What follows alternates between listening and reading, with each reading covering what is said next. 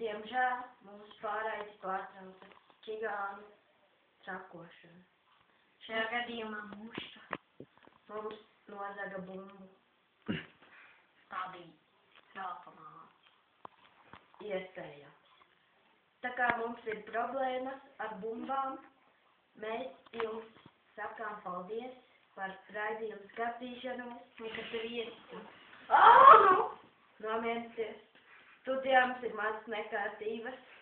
Bet nākamajā sērijā būs vairāk dzīvnieku skaņu, vairāk smieklu un vairāk Jānis sejas, piemēram, šim cilvēkam.